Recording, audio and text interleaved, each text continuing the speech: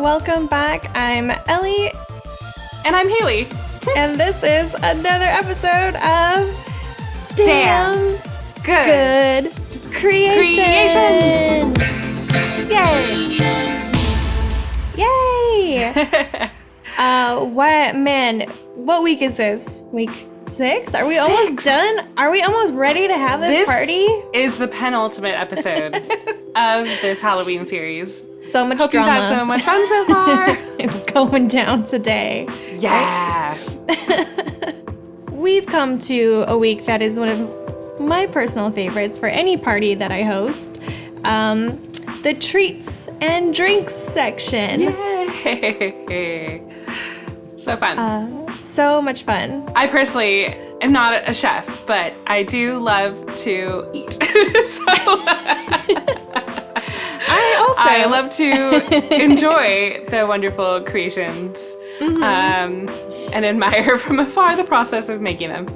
Yes, I also am not a chef or baker or anything of the means. I'm just a really big fan of the Great British Bake Off. So yes. Here we are. I love to do this, and hopefully you guys will also appreciate these recipes that we came up with for this, but we have a couple of different treats that we're going to be serving at our tea, and also, obviously, some tea. Yes. Tea. So, yeah, I guess we can, hop right in. So, let's first talk about what's traditionally at a tea. Yes. You know? Haley, what kind of foods do you usually have? Yeah, so in the English tea tradition, you would have kind of a 3-course situation. The first being the tea sandwiches for a little bit of savory. And my personal favorite are cucumber sandwiches with the cream cheese and dill and on a nice bread. Yeah, that sounds yummy. Yeah, yes. And then the next would be, of course, the scones, as I believe it's pronounced when you're not American. I mean, even in England, it depends on your area. Definitely believe that. Yes. So you scones with clotted cream or some jam, and then of course the sweet treats, which are always just so much fun. At the end, so maybe little tea cakes or little lemon cakes, or Doggett. Oh, there he is. Hi, Doggett. Thanks for making so much noise. We appreciate it. We appreciate you. Yeah. So the last course would be the lemon cakes and tea treats, like little chocolate mousses or little chocolate cakes or custards. There are just so many delightful, wonderful sweets that you could have at a tea. And then you, of course, have the tea. It's fun to have a couple different kinds, perhaps. A black tea, an English tea, like an English breakfast is always nice, and then maybe a floral tea, or man, there are so many teas. So many types of teas. You know, here in Los Angeles, we have a particular love for a place in Burbank, and it's called Tiki Teas. If you live in LA, you've probably heard of it. You've probably been there because it is just a haven for people like us who love fandom and pop culture and want to go to a place that also celebrates that, but also has tea. Yes. She's so amazing. She creates all of these custom blends based around different fandoms, and they have really clever names. And we used one of them for our tea, so we'll get to that a little later. But shout out to Tiki Tea's amazing place. They're awesome. They do offer curbside pickup for during the pandemic, and you can also go in-store and shop as well. They have a restroom dedicated just for washing your hands when you first go in. So I didn't know that. That's awesome. Yeah, they're great, and we want to keep them in business. So support them. They also have a cat rescue. I mean, come on. Yes, it's also a cat rescue, and they also sell nerdy items and board games and stuff, and the people there are all just so lovely. So yeah. Geeky Teas, fun times. Geeky Teas. So Cool. question was, how do we translate kind of this traditional English tea into our witch's tea? And the two things go together really well. I mean, you have this concept of a witch's brew, right? So, but the brew, in this case, is brewed tea. Just really nice little combo. I think it's great. And I mean, there's all sorts of different types of witches out there. There's lots of kitchen witches, so you can make some kitchen magic with these, treats that you're going to be serving at your tea. And you can put certain ingredients in there to bring luck or prosperity or love or whatever you want into your little bakes. So I think you guys should have fun with it. We've come up with, this is what we're gonna serve, these recipes, and they're gonna be available for download on our website. So make sure you check that out. Okay. Yes. Let's talk about some of the stuff that we're making. I think your idea of those tea cakes, those sandwiches, sound really good. Because those are always like super like cute and small and like cut like crustless. Yes. So I think it would be like really fun if we cut some witchy shape out of them, like maybe like a cauldron or something. So you can have little cauldron cakes. Cauldron cakes. Oh, I love it. I think that's a great idea. Sandwiches. Yeah, I mean, like, that's easy. We can do a classic tea sandwich and make it a little bit witchy with the cauldron cutouts. Yeah, especially if we could find a cool dark bread that'll kind of fit into our palette. I think that would be so pretty. Yeah. And cucumbers just fit into every occasion, so. Oh, they're delicious. That sounds really good. Yeah, okay. Okay, Great. and then so, like, the next layer would be, like, your scones or your scones. And I thought it would be really fun to do a traditional Samhain soul cake. It's kind of like half scone, half biscuit. So it's like crunchy, good for dipping in tea. And they're, a traditional bake that's been going on for ages in celebration of, Samhain and pagan traditions. And they're also adopted for All Souls Day. So they're like soul cakes. And so I think that's what we're going to make. Oh, and look, magic. We just did. I can't wait to eat this. Yes. Okay, so what's that spice in there? That's delicious. So the spice is a pumpkin pie spice. Ooh. Which is, it has like cinnamon and nutmeg and all that stuff. So it's like literally just pumpkin pie spice. But because we live in modern times and they do those combinations for us. I chose to add in hazelnuts because they're traditionally used to bring good luck and good fortune. And I think that it was something that we wanted to create. So, oh my God, I love this. They're really good, and they're really great for dipping in your tea. It'd be great with clotted cream too. I don't know if that's supposed to be a thing, but. And like jam. Why not? I mean, you can treat it like a traditional scone. They're really great. And to make it just a little bit more witchy, we did go back in and draw in the pentagram. You do the slashes in like breads and cookies and stuff like that. So these slashes just happen to be in a pentagram shape. It's really fun because I, bake a bunch of different things, but I don't ever super get to do a bunch of washes on things. And this recipe calls for like a light milk wash with sprinkled with sugar before you bake them. Okay. So that's really fun. And I actually made these. This recipe is all vegan, and you can 100% change out any of the things to be regular, actual dairy if you would prefer that as well. But so these have happen no to be dairy in them? No. Wow. Okay. Yeah. No eggs, nothing. They're all vegan. I would have never known that. Yeah. I'm thrilled. Really good and adaptable. And you can like literally put like anything in. Like you could make it a little sweeter if you wanted and like put chocolate chips in or something like that. Instead of like the nuts or the berries, but I do prefer something with a little crunch. Yeah, especially for the middle course. You don't want it to be overly sweet because we're going to have our treats a little bit later. Yeah. So there you go. Those are our beautiful soul cakes. All right, so Yeah. now we're on to our top layer, which are sweets, which is all very exciting. There's a gazillion recipes out there for fun, haunted, spooky treats for this season. And so we wanted to kind of like make something that would go really well with our color palette. Yeah. This is something that you can achieve with little to no baking skills. Yes. I promise. So the first thing was we wanted to have like a nice little tea cookie.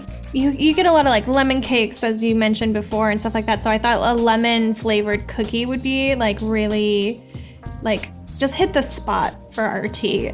And to make it spooky, I thought that we should do little cutouts of bat cookies. Yay! Also just happen to own bat cookie cutters, so Crazy how that happens. crazy. This is just a really easy recipe for like a lemon sugar cookie. And we cut it into little bat shapes, and we did use our handy dandy black food dye to make them black. I think my favorite thing about these cookies, besides how cute they are, is, well, I mean, they taste amazing. But also they have like a little glaze. I got to glaze again. I'm jazzed about glazing stuff apparently. So it has like this little like lemon glaze that you put on it, and I also dyed that with food coloring, so it's like extra cool. black and sticky. And then we got these fun little like decorative purple sugars that like are just like the right color of like lilac. It's so pretty, and those got to go on after the glaze. But these are like super simple. I would say chilling the dough is most important in this recipe. It says you have to chill it for 1 to 2 hours. I chilled it overnight. So yeah, so let's have some of these bat cookies. Okay. Mine didn't make it until today. Yeah, mine didn't either. They are Mine quite have all delicate. made it into little pieces like this. Yeah, It was but kind look of how like cute. little elf ears, perhaps. Yeah, but look how cute these guys were at one point. They're But so they taste tasty. great. So yeah, beware. These guys are delicate. I think they would be less delicate if we didn't live in Southern California, where it's still 100 degrees in middle of October. This is fun. A virtual tea. Virtual tea with 2 people. Tea for 2. Yay, tea for 2. All right, so our lemon sugar cookie bat cookies are not the only thing on our treat tray. Oh no. No, we have more treats. We do. And it's in the form of these beautiful little brambleberry cupcakes. Look how pretty. I love that mine looks like a little witch's hat. Yeah. Again, not no. professional. It's warm with our lights on. Not professionally done, but they still look cute and they taste amazing. So these so guys. talk to me about this purple frosting. What is it? Okay, this frosting. This is where the brambleberries This is come gonna get in. messy. I hope everyone's ready. The fork. Okay, so this purple frosting is where the brambleberries come in, aka blackberries. Brambleberries just sound like way more witchy and cool. But basically, it's a basic buttercream frosting. So that's just butter and powdered sugar and a lot of both things. And you whip it until it's frosting-like texture. And then at the very end, when it's whipped to a good consistency, you're gonna add your blackberry jam. And you can do homemade blackberry jam, you could do store-bought, whatever floats your boat. That's it. That's how you get the beautiful purple color. It's all from the jam. So that's just like a natural, beautiful color. It really is a beautiful color. Yeah. It's like a mauve-y or something. I don't know. It's perfect. I love it. Yeah, so that's our frosting. And then we decorated the frosting with some edible glitter flakes and some more of those purple sugar crystals for fun and to make it pretty. And then the actual cupcake part is a pretty like basic recipe for chocolate cupcakes that is like really, really chocolatey. It's like you need cocoa powder, but then you also put in like chunks of chocolate Really? into the batter. Wow. I'm gonna try this again. Okay, there's the chunk. I got the chunk. This really is heavenly. Okay, now we've had all of these lovely treats. I think I need something to like wash this down with. Like that? Like Oh man, that. I just had a lot of chocolate in my mouth. We're very lucky because we have a friend, Kyle, slash TW Falls slash the Booze Runner, who is a wizard mixologist. He came up with an amazing witch's brew recipe for us. We're so excited. And so we will be sharing that on our website, so please check it out. It's delightful. So we combined a couple different teas to start. Lapsang Souchong is this great smoked tea. When Kyle told us about this, we were really excited. It sounded like such a great idea. And he told us it was available at Ralph's. It is not available at Ralph's, Kyle. Well, I think that might just be pandemic. Maybe Like, that's just pandemic Ralph's. they do like That's some fair. pretty like prominent brands do carry that. Yes. They have that type of tea in their brands, but they're just Okay. none were anywhere. Available. We went to like I guess 5 everyone Ralph's. is partaking in Lapsang Souchong right now. Apparently, it's apparently, highly caffeinated. There's just not... There's not enough smoke in California right now. You've got to drink some. But where did we find it, Ellie? We found it at Tiki Tea. Yes, we found it at Tiki Teas in the form of a really delicious tea called Smog's Breath. So it was lapsang souchong plus a couple of other secret ingredients, and it was delicious. But that was not the only tea. The other tea was hibiscus. So combined together, you get that smoky plus that floral. So that was, I thought, pretty inspired of Kyle to come up with that. Yeah. Really interesting combination.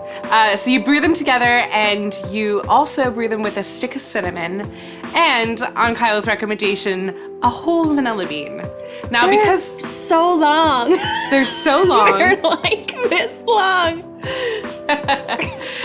and delightful, but we also, since we are making a big batch of these for every one of our party guests, and vanilla beans are very expensive, so you can get, I believe, 3 for a significant amount of money, $20. $20. We did do some really cool vanilla powder in little bottles, Yeah. so that High worked out. concentration of vanilla powder because Yes. a whole vanilla bean is like a lot of vanilla. So into the witch's brew pot went the Smog's Breath tea, the hibiscus tea, the cinnamon stick, and the vanilla bean slash powder. Brewed together, poured it into your cup. Add the rum, and then add a little bit of nutmeg. And Kyle also recommended adding a bit of sugar, brown sugar. But we thought, wouldn't it be fun if instead we added rock candy for the crystal witchy element? So we stirred our tea with rock candy and added just that lovely bit of sweetness that just gives it that kind of fall hygge feeling, right? Like it's just a very comforting, sweet flavor. So we launched upon this journey to make rock candy because we like to do everything ourselves and we're crazy. I don't know. But then they ended up not forming in time, so we just bought it. We did just buy it. This is a bought one. We did have a couple of successful ones from that batch. Yeah. But out of 20, I would say maybe 3 looked 5. And then we took 2 out at the end. I think so. It was like 3 that were really great. Yeah. That is too low a percentage for all the sugar that went into those. We used so much sugar. So much sugar. Oh my God. How much did you say went into each of those? I mean, it's like 5 cups, I think, of each batch, and each batch made like 3 glasses. It's really good though. Oh! And good luck. And good luck. And now I have a black mouth. Oh no. And black teeth. Yay. Magic. Okay. Is it better? I think it's better. A little bit better. We'll take it. I'll have to work on that spell later. As we were on our journey to find all the delicious treats for this table, we discovered a really great new confection baker in Los Angeles. Her name is Amanda, and her company is As You Witch Confections. So cute. Completely perfect for a witch's tea. Yes. And she has some pretty incredible products, and we're so excited that she partnered with us for our finale shoot next week, so you'll be able to see some of her beautiful confections in that. But you should check out her website, link right there. She has some lavender tea syrup, which is delightful, and really beautiful lollipops that have all sorts of potions in them. I had a love spell lollipop, and it was wonderful. Had like little rose buds in it. Ooh, so good. I had a divination one, which is like all jasmine-y. Ooh, really good. Did you and then see she the also. future? Oh yeah, I totally know exactly what's happening. What's gonna happen? I can't tell. Oh gosh. I think that pretty much wraps up all of our tea. You guys are now armed with tasty recipes and beautiful drink concoction to have your own witchy brew. So next week is going to be our big finale of this particular series, Halloween at Home 2020. Yes. And where we have all of the stuff come together in one episode and have our big old witch's tea. It's gonna be great. Yay. I can't wait. It'll be delightful. Yeah. Thanks everyone for coming. We appreciate you. Yes. Please share with us what you're making. And tag us. We love to see it. And until next week, stay spooky, friends. Stay spooky.